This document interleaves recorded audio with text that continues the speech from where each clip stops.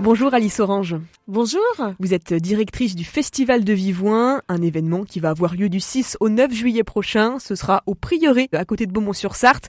En quoi ça consiste ? Le Festival de Vivoin, donc c'est un festival qui s'est implanté, donc comme vous le disiez, sur le site du Prieuré de Vivoin depuis 2021 et qui consiste à diffuser des musiques qu'on dit des musiques de répertoire et aussi à organiser tout un ensemble d'actions périphériques autour de cette programmation. Alors qui dit musique de répertoire dit musique classique, si je comprends bien. C'est quoi un petit peu le programme ? Alors le programme, cette année, on fait la part belle à la musique instrumentale puisqu'on aura même 2 à 4 programmes qui se tourneront autour de ça. D'abord des concertos pour instruments qui sont un petit peu des feux d'artifice pour des concertos pour trompette baroque, donc avec un ensemble qui sera invité pour l'occasion. Et on a aussi des concertos pour 2 clavecins de Bach qui sont des œuvres, assez extraordinaires. Et puis on a des programmes aussi de musique de chambre. Donc il y a à la fois des jeunes ensembles qui sont en développement. On a par exemple un jeune talent sartois qui s'appelle Théotime Gillot qui va assurer justement un des concerts Chopin. Donc ça c'est quelque chose d'important. Il y a aussi quelques œuvres sacrées qui pourraient plaire à nos auditeurs. En effet, nous avons le Stabat Mater de Pergolèse qui est, je pense, l'œuvre sacrée qui est la plus connue, en tout cas du grand public, pour ce qui est de la période baroque. Donc dire qu'on la diffuse dans l'église du Prieuré de Vivoin, c'est un espace aussi qu'on utilise, qui est tout à fait intéressant en termes acoustiques. Et puis alors c'est une version du Stabat Mater de Pergolèse qui est intéressante puisque c'est l'ensemble Polem harmonique qui le fait et qui ressouligne les liens. Je dis ressouligne parce que toutes les versions ne le font pas, les liens qu'il y avait justement à l'époque entre la musique de rue et la musique d'église, puisque c'était un Stabat Mater qui était donné lors des processions pour la fête de la Vierge. Je rappelle, Pergolèse est mort à 26 ans et il venait de composer ce Stabat Mater. L'un des axes aussi qui est intéressant, c'est cette rencontre entre la musique et aussi les arts plastiques.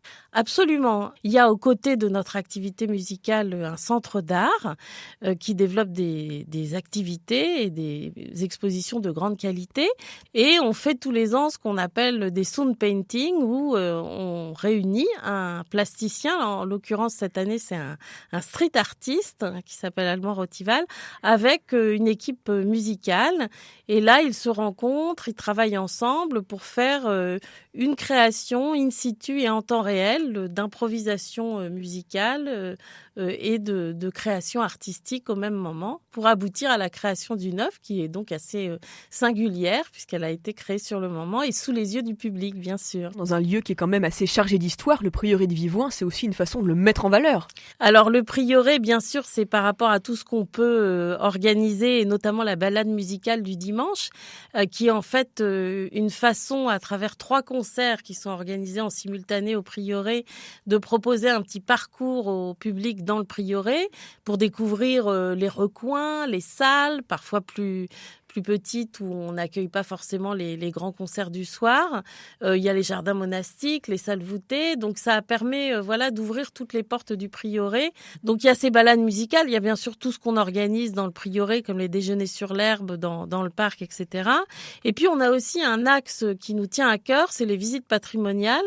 Nous avons la découverte du bourg de Vivoin, c'est-à-dire les festivaliers peuvent aller faire une visite, et découvrir l'histoire de Vivoin, de ce petit village. Et puis, cette année, on a une visite notamment de Beaumont-sur-Sarthe. On est très contents dans le cadre d'un partenariat avec l'Office du tourisme.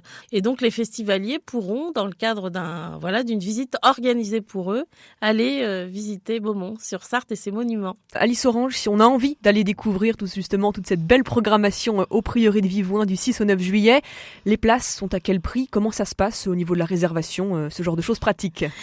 Oui, alors il y a un site internet, bien sûr, qui est en ligne depuis quelques temps. Donc le plus simple, c'est de prendre ses places sur le site. Mais on a aussi des ouvertures de billetterie, et notamment le 13 mai, le samedi 13 mai prochain, on a une présentation de la programmation du festival. On a un système de passe pour les gens qui sont assidus, qui ont envie de participer à tout. Et on a des tarifs sinon qui vont entre 8 et 30 euros selon les propositions en tarif plein ou réduit. Voilà, on reste sur cette gamme de prix. Merci Alice Orange. Je rappelle que vous êtes la directrice du Festival de Vivouin, un festival qui aura lieu évidemment au Prieuré du 6 au 9 juillet prochain. On peut retrouver la programmation et la billetterie en ligne sur le site festival-vivouin.fr. À bientôt, au revoir.